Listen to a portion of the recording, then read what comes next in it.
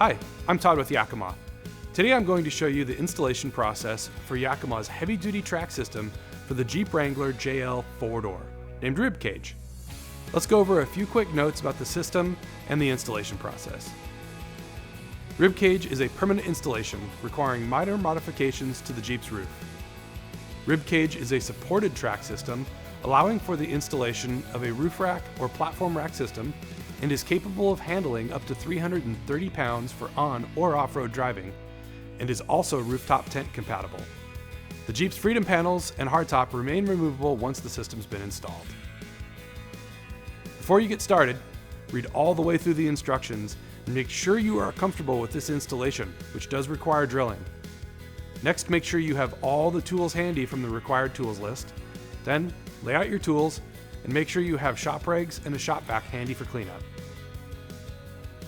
Next, lay out all of the parts on your workbench and then inventory the contents against the list found in the instructions. We'll begin on the interior of the Jeep.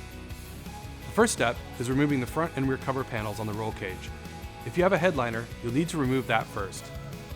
In the front, remove the forward cover panels on the underside of the roll cage by removing the 5 bolts using the provided Torx wrench. Be sure to keep the panels and fasteners in a safe place for later. Next, remove the center rear cover panels from the rear roll cage supports. They should pull straight out. Use a plastic pry tool to get them started if you need. Grab your front internal supports and make sure the vertical height adjustment screws are loose enough to allow movement. If they're too tight, loosen them slightly with a supplied wrench. Locate the forwardmost pair of holes exposed by the removed panels on the passenger compartment and insert the ferrules from the top into the holes. Hold the front internal support on top of the roll cage aligned with the holes that have the ferrules in them. Insert the long M8 mounting bolts and tighten them into the internal support's legs. Leave the bolts loose enough that you have some freedom of movement left to right. Hold the front internal support firmly up against the roof and braced against the step in the roof as pictured in the instructions. With the free hand, tighten the M8 mounting bolts and the rear height adjustment bolt to fix the support in place. Repeat for the other side. Note, you will not be able to access the front height adjustment bolts. These will be adjusted and tightened in a further step. Set up your drill with a fresh 1/4 inch bit. Using the supplied drill stop, set the bit for about a 1/2 inch of drill depth.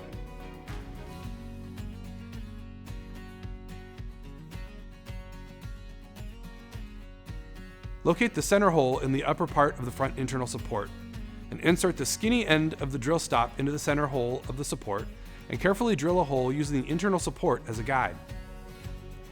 These will be your location points for marking the remaining holes to be drilled. Repeat that on the passenger side. Place the tracks on the roof. Locate the first hole indicators on the inside of the tracks and align that with the holes you've just drilled. Grab the large threaded block and an M5 bolt and rectangular washer and bolt your tracks to the roof through the first holes.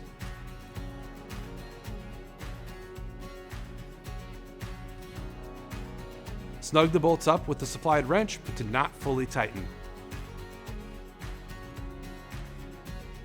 Align the tracks on top of the roof.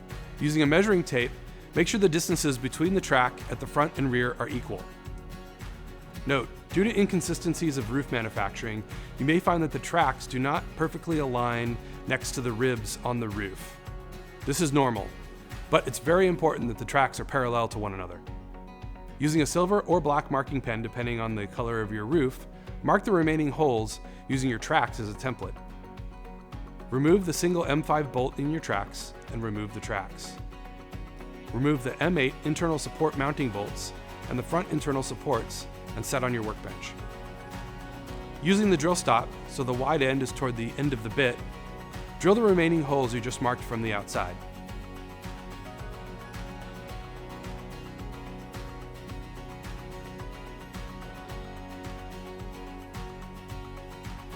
Vacuum up the swarf from the top of the roof and inside.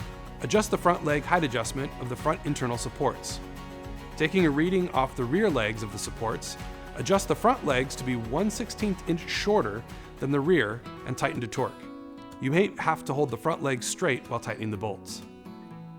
Do not move the rear leg adjustment. Reinstall the front internal supports, leaving the M8 bolts slightly loose so the supports are held in place but movable. Make sure the holes in the upper support are aligned with the holes in your roof. Locate and install the little rubber grommets in the bottom of your tracks, keeping the wide end towards the bottom. Now reinstall your tracks. Put a little bit of supplied sealant around each hole on the outside of the roof before you lay the tracks back in place. It may be helpful to have the first hole bolt pre-installed in the tracks to help align everything. Install the remaining track mounting bolts except for the two in the rear. Use the cap nuts on the inside where there are no internal supports. Do not fully tighten the rack mounting hardware. The 4 rectangular washers that go on the ends will insert slightly into the track's end caps. Using the remaining M5 track mounting hardware, bolt the rear internal supports to the roof, starting with the one marked RL for the driver's side. Be sure to orient the upper ball housing in the correct direction.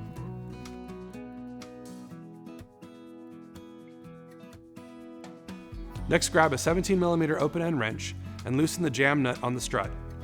Rotate the strut to lower or raise the support bracket until it aligns the mounting holes on the rear support of the roll cage. If the upper ball stud is rotating when you rotate the stud, put a 10mm open-end wrench on the flat spots of the upper ball stud.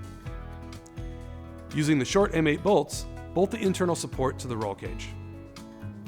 Once that is complete, retighten the jam nut. At this point, fully tighten all track mounting hardware and the front internal support mounting bolts to full torque. That's it for the install of the rib cage for JL 4-door Wranglers. You are now ready to put your towers and crossbars or lock and load platform on and get up to some serious adventure. Thanks for watching and take it easy.